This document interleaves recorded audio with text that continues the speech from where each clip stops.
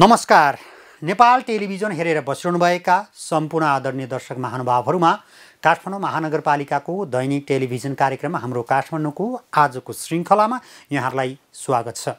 दर्शकबिन, कार्यक्रममा हामी काठमाडौँ महानगरपालिका क्षेत्रभित्र भए गरेका विभिन्न गतिविधिहरू एवं जनचासोका विषयहरू प्रस्तुत गर्दै आइरहेका छौँ।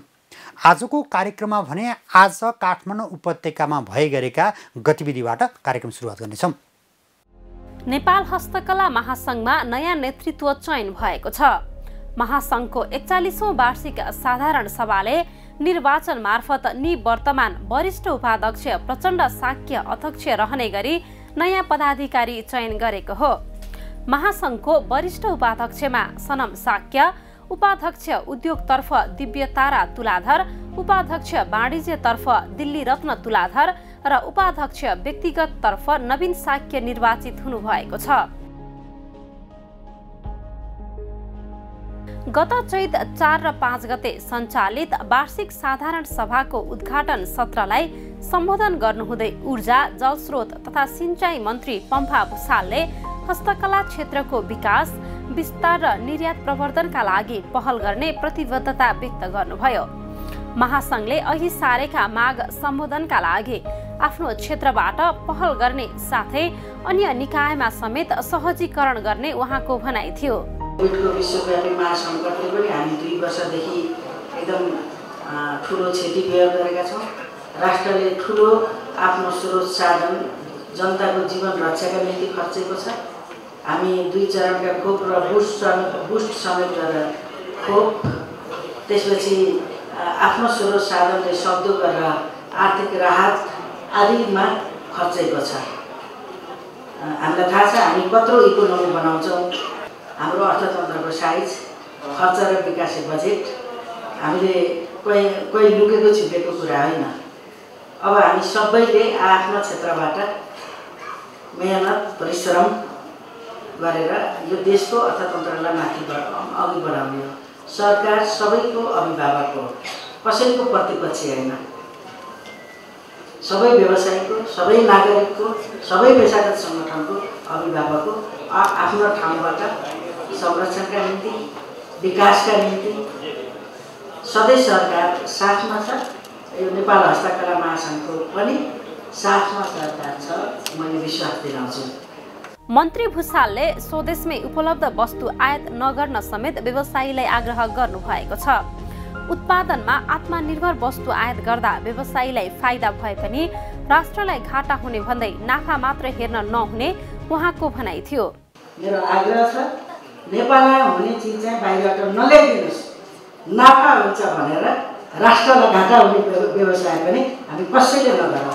मेरो विशेष प्रकारले आग्रह छ। म एउटा यो प्लास्टिकका फुल आयात गर्ने कुरा चाहिँ रोक्दैनौँ। उद्योग वाणिज्य महासङ्घले आफ्ना मार्फत या अरू सिआइएन या च्याम्बर अफ कमर्स या साना उद्योग व्यवसाय या विभिन्न ढङ्गले राख्छन्, जस्तो छाता सङ्गठन एफएनसिसिआई हो, त्यसले गरोस्। यो बाबतमा फुल नल्याउँ, त्यसैले नाफा हुन्छ भनेर जे पनि व्यवसाय नगरौँ। म विशेष ढङ्गले यता आग्रह गर्छु। हामी धेरै कुरा गर्छौँ, धेरै कुरा माग्छौँ, तर कमसेकम व्यवसाय पनि त्यस्तो गरौँ जसले राष्ट्रिय अर्थतन्त्रलाई टेवा हुन्छ। नाफा मात्रै हेरेर गर्ने भनेको त अझ अरू विषय हुन्छ होला। हामी त्यस्तो पक्कै पनि गर्दैनौँ, तर यति कुरा चाहिँ एउटा कोड अफ कन्डक्ट बनाउँ हाम्रा व्यवसायको। हाम्रो देशभित्र हुने कुरा चाहिँ आयात नगरौँ, यति गर्दाखेरि पनि ठुलो कुरा हुन्छ। कार्यक्रममा काठमाडौँ महानगरपालिकाका प्रमुख विद्यासुन्दर साक्यले हस्तकलाको विकास र विस्तारका लागि आफ्नो क्षेत्रबाट सहयोग तथा सहकार्य गर्ने बताउनुभयो। हस्तकलाको औद्योगिक ग्रामका लागि जग्गाको व्यवस्था भएमा महानगरपालिकाले पूर्वाधार निर्माणमा सहयोग गर्ने प्रमुख साक्यको भनाइ थियो। आज पनि सबै जसले भन्ने गरेको औद्योगिक ग्राम भन्ने छ। नेपाल सरकारले गर्नु पर्यो, महानगरपालिकाले सहकार्य गर्नु पर्यो भन्ने सुनेको छ, तर अहिलेसम्म त्यतातिर हाम्रो ध्यान गएको छैन। मैले पनि औपचारिक अनौपचारिक कार्यक्रममा भन्ने गरेको थिएँ, यदि औद्योगिक ग्राम तपाईँले बनाउने हाम्रो नीति छ, कार्यक्रम छ, अलिअलि बजेट पनि राखेका छौँ, तर महानगरपालिकाभित्र हामीसँग जग्गा छैन। उपत्यकाभित्र रहेका कहीँ पनि त्यो खोल छ भने काठमाडौँ महानगरपालिका त्यहाँको भौतिक पूर्वाधार तयार गर्नलाई सहयोग छ भनेर धेरैचोटि बोलेँ। आज यहाँ पनि तपाईँको सामु प्रतिबद्धता बनाउन चाहन्छु।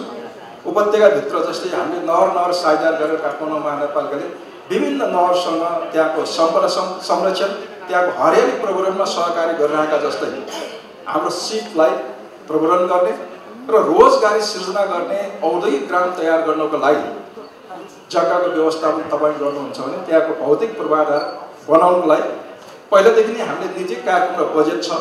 ललितपुर महानगरपालिकाका प्रमुख चिरीबाबु महर्जनले हस्तकलाको माध्यमबाट विश्वमा प्रसिद्धि पाएको ललितपुर शहरको पहिचान कायम राख्न आफू प्रतिबद्ध रहेको बताउँदै यस क्षेत्रको विकासका लागि महानगरपालिकाका तर्फबाट भएका र गर्न लागिएका कामहरूबारे चर्चा गर्नुभयो।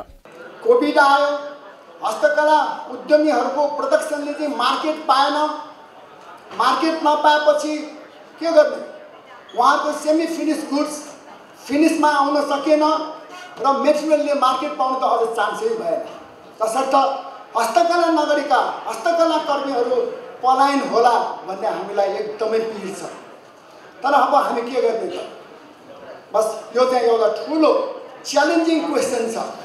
कार्यक्रममा नेपाल उद्योग वाणिज्य महासंघका अध्यक्ष शेखर गोल्छा, नेपाल उद्योग परिसंघका अध्यक्ष विष्णु कुमार अग्रवाल, नेपाल घरेलु तथा साना उद्योग महासंघका अध्यक्ष उमेश प्रसाद सिंह र नेपाल चेम्बर अफ कमर्सका अध्यक्ष राजेन्द्र मल्लले निर्यात व्यापारमा हस्तकलाको महत्त्वपूर्ण योगदान रहेको भन्दै हस्तकलाको प्रवर्धनमा सहकार्य गर्ने प्रतिबद्धता व्यक्त गर्नुभयो। जुन हस्तकलालाई कसरी सुधार गर्न सकिन्छ, यसमा रहेका समस्याहरूलाई कसरी सुधार गर्न सकिन्छ, यसमा उद्योग वाणिज्य महासंघको तर्फबाट 100% सहयोग हुन्छ भन्ने कुरा मैले विश्वास दिलाउन चाहन्छु। र यसलाई हामीले आफ्नो पनि बजेट सुझावदेखि नीति निर्माणको जति सुझावहरू छ त्यसमा समावेश पनि हामीले गर्नेछौँ भन्ने विश्वास पनि दिलाउन चाहन्छु। र चाहिँ अहिले हाम्रो यो विशेष गरी यो ह्यान्डिक्राफ्टमा लाग्नुभएका उद्यमी व्यवसायलाई एउटा मेरो के सुझाव छ भने यहाँहरूले पनि आफ्नो चाहिँ निर्यात गर्दाखेरि लोगो बनाएर निर्यात गर्नुहोस्। नत्र भनेदेखि हाम्रो चाहिँ निर्यात चाहिँ अलिकति गर्दै गयो, अन्य मुलुकले त्यसको कपी गरिदिने र आफ्नो व्यवसायबाट चाहिँ हात धुनुपर्ने अवस्था छ भनेदेखि तपाईँहरूले एउटा आफ्नो लोगो बनाएर दर्ता गरेर त्यो निर्यात गर्यो भनेदेखि त्यसले चाहिँ अरूले कपी राइट पाउँदैन। यतातिर पनि ध्यान दिनुहोस् भन्ने कुरा राख्न चाहन्छु। हाम्रो नेपालको संस्कृति र धरोहरलाई सबैमा चिनाउने र एक जेनेरेसनबाट अर्को जेनेरेसनमा हस्तान्तरण गर्ने र हामीहरूको धरोहरलाई जिउँदो राख्नको लागि पनि जुन प्रयास सबैले गर्नुभएका छन् त्यसको लागि पनि म धन्यवाद दिन चाहन्छु। र सबभन्दा ठुलो जुन तरिकाको एउटा रोजगारी यो हस्तकला सङ्घले र हस्तकलामा सबै सम्मिलित भएका साथीहरूले जुन एउटा रोजगारीको सृजना गर्नुभएका छन् त्यसको लागि पनि म सबैलाई धन्यवाद दिन चाहन्छु। उत्पादित वस्तुहरूको लागि सरकारसँग एकै ठाउँमा हातोमालो गरेर सरकारलाई विभिन्न दबावमूलक कार्यक्रम पनि हामीले सञ्चालन गरेको छौँ र उहाँले नेपाल सरकारसँग केही बुदामा उहाँले माग गर्नुभएको कुराहरू हामीले विगतका वर्षहरूमा पनि यसभन्दा पहिले पनि म त आर्थिक वर्ष 76-77 मा 77-78 मा पनि हामीले लिखित रूपमा दिएका थियौँ। महासंघले साधारण सभा मार्फत सरकार समक्ष विभिन्न 13 बुँदे माग प्रस्तुत गरेको थियो। महासंघका तर्फबाट निवर्तमान अध्यक्ष सुरेन्द्र भाइ साक्यले 7वटै प्रदेशमा हस्तकला ग्राम स्थापनाका लागि विद्युत, सडक र पानी लगायतका आवश्यक भौतिक पूर्वाधारको पहुँच भएको क्षेत्रमा जग्गा उपलब्ध गराउनुपर्ने उद्योग वाणिज्य तथा आपूर्ति मन्त्रालय अन्तर्गत बोर्ड अफ ट्रेड र भन्सार विभाग अन्तर्गत निकासी सहजीकरण समितिमा महासंघको पनि प्रतिनिधित्व हुनुपर्ने लगायतका माग प्रस्तुत गर्नुभएको थियो। ग्राम क्षेत्र भए पनि हस्तकला ग्राम स्थापनाको लागि निश्चित स्थानको व्यवस्था गरिन महासंघको उद्योग वाणिज्य तथा आपूर्ति मन्त्रालय समक्ष पटक पटक अनुरोध गर्दा पनि यस सम्बन्धी कार्य अघि बढाउन सकेको छैन। सुरुको रचनाको बागमती प्रदेशमा हस्तकला ग्राम स्थापनाको लागि बागमती प्रदेशको माननीय मुख्यमन्त्रीज्यू समक्ष उहाँको कार्यकक्ष र महासंघको कार्यालयमा उहाँको छलफल गरी आवश्यक अवधारणा पत्र प्रस्तुत गरेको छौँ। हामीले प्रस्तुत गरेको अवधारणा पत्र बमोजिम हस्तकला ग्राम स्थापना हुने कुरामा आशावादी रहेको छौँ। साधारण सभाको अवसर पारी यस वर्ष लाइफटाइम अचिभमेन्ट अवार्डबाट इन्द्रबहादुर साक्यलाई सम्मानित गरिएको थियो।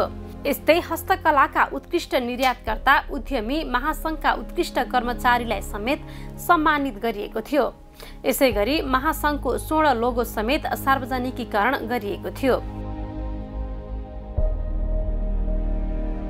विक्रम सम्वत 2029 सालमा नेपाल हस्तकला उद्योग सङ्घको रूपमा स्थापित संस्थालाई विक्रम सम्वत 2063 सालमा नेपाल हस्तकला महासङ्घको रूपमा परिणत गरिएको हो। महासङ्घका अनुसार हाल यस सङ्गठनमा देशका 17 जिल्लाबाट 12वटा वस्तुगत सङ्घ र 1700 क्रियाशील सदस्यहरू आबद्ध छन्।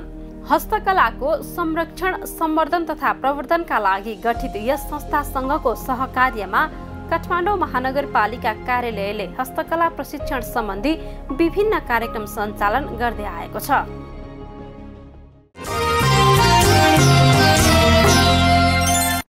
दर्शकबिन, काठमाडौँ महानगरपालिका क्षेत्रभित्र भए गरेका विभिन्न विकास, निर्माण एवं जनचासोका विषयहरू प्रसारण गर्ने गरिएको कार्यक्रम हाम्रो काठमाडौँ हरेक दिन 6:25 बजे मात्र नेपाल टेलिभिजनमा हेर्न सक्नुहुनेछ। आजको कार्यक्रमको निर्धारित समय सकिएको छ। भोलि पनि नयाँ विषय र प्रसङ्ग लिएर आउने नै छौँ। तबसम्मका लागि सम्पूर्ण टिमसहित म वैकुण्ठ भण्डारी बिदा चाहन्छु। नेपाल टेलिभिजन हेर्दै गर्नुहोला। नमस्कार।